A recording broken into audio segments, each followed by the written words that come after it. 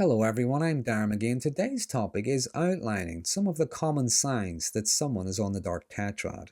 Now some may be subtle, some may be not so subtle, but the following signs wouldn't just be once in a while. They would have to be occurring regularly and occurring alongside the characteristics, traits and behaviours associated with the Dark Tetrad. And these would include first of all psychopathy. And here we would see callousness, a disregard for the well-being and the rights of others, and having a lack of remorse. Then there's narcissism, and this includes having an inflated sense of superiority, believing themselves to be highly entitled to special treatment and attention. There's a constant need for validation and admiration, and a lack of empathy for other people. Then there's Machiavellianism, and this is being manipulative and duplicitous. And lastly, there's sadism, and this is enjoying inflicting pain and misery on others. Now, the intensity of the different characteristics can vary from person to person, but they would show a consistent pattern of behaviours. And the first sign would be lying. Now, lies aren't always easy to spot, at least not at first. But people with dark personality tend to think of themselves as being really good at deception, and indeed they often are. But you might spot contradictions in their stories. For instance, their actions don't match their words. Now, with Machiavellianism, the lies can be quite strategic. However, what we often see are little white lies which, even if you do spot them, you might just shrug them off. They don't seem like a big deal, at least not at first anyway. With narcissism, we often see lies about their popularity, their achievements, and their status and so on. With psychopathy, we often see lies for no reason at all. But one way of recognizing a lie could be maybe they tell a story, but it doesn't go down well or it meets with disapproval. So at a later date, they tell a different story which contradicts the first version. Either that, or they will tell the same story, but they will make changes to make it seem more acceptable or to make them seem more sympathetic. Now, following on from this, they might claim to be the most empathic person you've ever met. They are an empath. In fact, they're so empathetic that others often take advantage of them.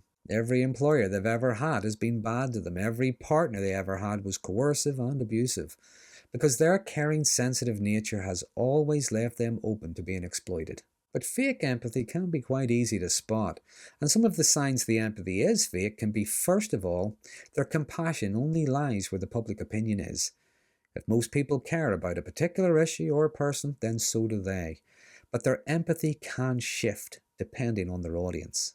For example, they might not be upset or angered by other people's bad or malicious behaviour, unless their audience is. Secondly, they only ever point out other people's negative feelings and negative reactions, but they don't acknowledge the reasons or the context behind them. Thirdly, they're so empathic they claim that they know exactly what you're feeling and why you're feeling it.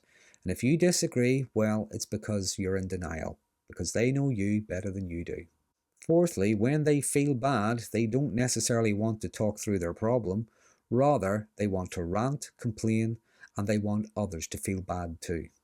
Now, unless they are specifically seeking information, they tend to be poor listeners whenever someone else is sharing their problems. So they might just give a generalized piece of superficial advice, or just interrupt to talk about what happened to them. And lastly, these are just my thoughts, you're welcome to disagree, but my opinion, empathic people generally don't go around telling everybody how empathic they are. Moving on, the next sign is how they react to other people's news. Now, if it's someone they know and they receive good news, for instance, maybe they're getting married or they've just got a new job, well, they might seem indifferent. It means nothing to them. Now, this would be an aspect of the psychopathy. But with narcissism, what we often see is envy and jealousy. Someone else now has the spotlight. Someone else is receiving positive attention. So they could just be dismissive. For instance, they might claim that relationship won't last, or that new job of theirs, they'll be out of their depth. Or they might just claim that new job, well, they're just a glorified messenger. But with the envy, we often see a resentful side as well, because they can be resentful of other people's success, sometimes even just their happiness, because sometimes they only feel good about themselves if they feel better than others. That being said, in some cases, they might actually claim credit for other people's good news. it was them who introduced the couple, or it was them who coached them in interview techniques, or maybe they claimed that they pulled a few strings to get them the job. Now, if someone has bad news, like maybe losing their job, being made redundant, again, with the psychopathy, we see indifference. It doesn't really mean anything to them. But with narcissism, well, they might delight in the loss of someone else's status, the thought of someone else now worrying, being in a state of stress. This might, as I previously mentioned, give them opportunity to demonstrate their fake empathy, but their concern is flat, it's superficial. Now, with sadism, they can seem excited hearing about the bad news. They want to know how badly the person has been affected, and they want to know more and more details. They're enjoying that other person's distress. Next, people on the Dark Tetrad tend to have low emotional skills. Now, as always, it depends on the person, but with Machiavellianism, they can be very good at reading people. It is one of the things that makes them really good at manipulating. But those who are high in psychopathy, well, they have a low ability to be able to describe their emotions, never mind imagine themselves in someone else's position. They tend to think more in terms of what they can get out of the situation or what they can get out of the people around them. With narcissism, well, they tend to filter everything through how this applies to me. How do I look right now? Do I look good? Am I being criticized? What's being required of me right now? They tend to think in terms of what would sound like a good thing to say right now rather than what's the actual answer. Moving on, people with a dark personality tend to have a dark sense of humour. Now, yes, we can all laugh at things which seem dark from time to time, but here we would see an aggressive style of humour, and this can often involve sarcasm, ridicule, and constant put-downs. I think here we see the sadism disguised as humour, because they're pleased whenever things don't work out for others. They enjoy and laugh at other people's pain and misery. So what we generally don't see is playful banter going back and forward, but rather cruel humour aimed at humiliating. Now, another common sign of the dark personality, and often associated with narcissism, are fantasies over things like power, success, or money. They believe themselves to be more important than they really are. Now, an example of this could be in the workplace. The company or the organisation depends on them. The place would have to close if they left. Or they treat staff in restaurants or shops with contempt, as if they're beneath them. Now, with Machiavellianism, the fantasies are different in the sense that they can be more strategic, think more in the long term, and work towards whatever it is their agenda is. And they can be fine staying in the shadows, just being the power behind the throne, as it were. With psychopathy, we tend to see a parasitic lifestyle, so they might live well beyond their means, such as maybe going on expensive holidays, driving expensive cars, but they live off other people's money and resources to fund their fantasies of affluence. But with the dark personality, what you generally don't see are aspirations to improve as a person or to become better at something. The next sign would be a history of failed and broken relationships. People in a dark tetrad tend to use and abuse others, so their friendships and their relationships rarely last. Now, as much as they can be manipulative, they can also be highly disagreeable, and this isn't really consistent with things like friendliness. But to be fair, we all have people we're just friendly with as opposed to being friends, or maybe we've dated someone and it wasn't really that serious. But for dark personality types, their relationships always tend to be superficial and lacking in depth and commitment. Now, they can be friendly whenever there's something they want or need, such as resources, social status, or sex. But other than that, they tend to view people as things, objects, not as individuals. So pay attention to their other past friendships, relationships, maybe even their job history. Because it's not that things just didn't work out, or maybe they drifted apart, had different life goals or something. What you commonly find in all of those situations, all of those relationships, they were treated badly or unfairly by horrible people. And quite often, here's where we see their claims of past mistreatment as an excuse for their current bad behaviour.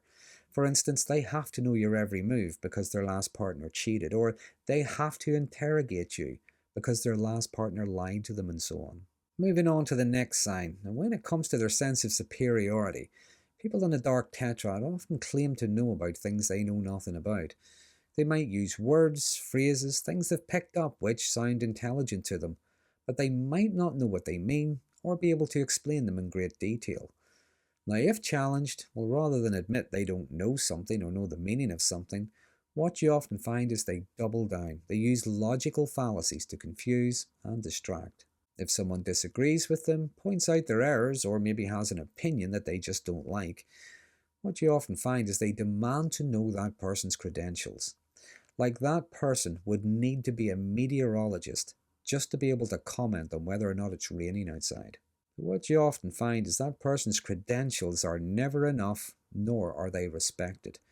Because the 10-minute YouTube video they watched about keyhole surgery is of equal, if not more value, than the opinion of a practicing surgeon with 20 years' experience. And when it comes to failure, none of us really like failing at things, but when it comes to a dark personality, we can see different approaches, different reactions to failure. For instance, if they were to apply for a job, they didn't get it, they were unsuccessful, well, they might claim they were cheated or conned somehow. There was a conspiracy against them by people who hold some kind of a grudge.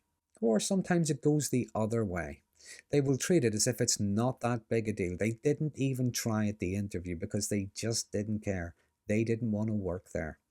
They would go through all this rather than just acknowledge their disappointment to others. Lastly, there's vindictiveness. Now, with narcissism, what we tend to see is a fragile sense of self. Their ego is very easily wounded. But whenever it's wounded, they can lash out. They want to get even. They want to even the score. But due to their lack of emotional insight, they know they're hurting, but they don't necessarily know why. They might not recognize something like disappointment or regret. Instead, they see it as maybe being denied or being betrayed, and this can bring up an anger which manifests in what's known as a narcissistic rage.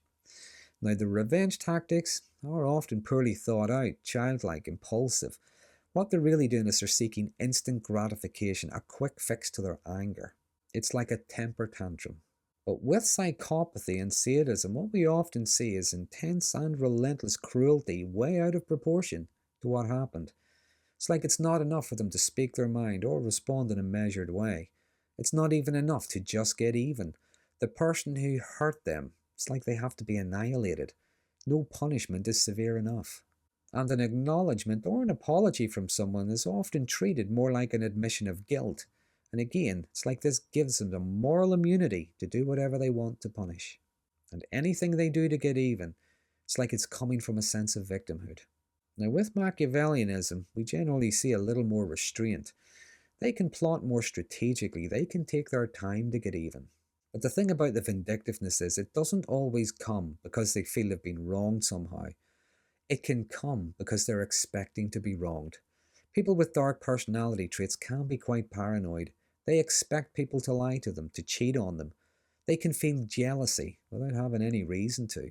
And the curious thing is, though, as much as they're probably more likely to cheat on a partner, if the partner cheats on them, well, as much as they want to take their revenge out, they don't necessarily end the relationship. Instead, they use it to gain a sense of emotional control and to double down on their domination.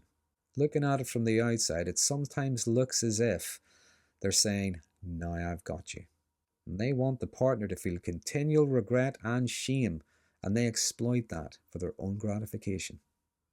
So there are just some of the signs of Dark Tetrad traits.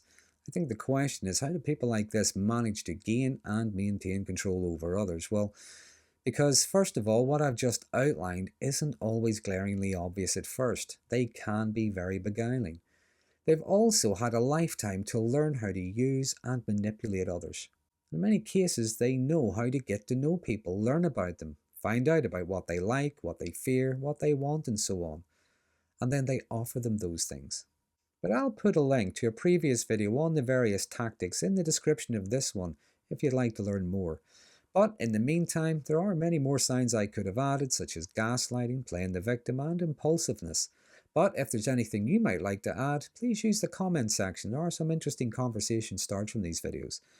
But do please remember, this video is for information purposes only, so please don't be using it to try and diagnose someone. And if you find this topic to be helpful, please click like and please consider subscribing to my channel. Until next time, thanks for watching.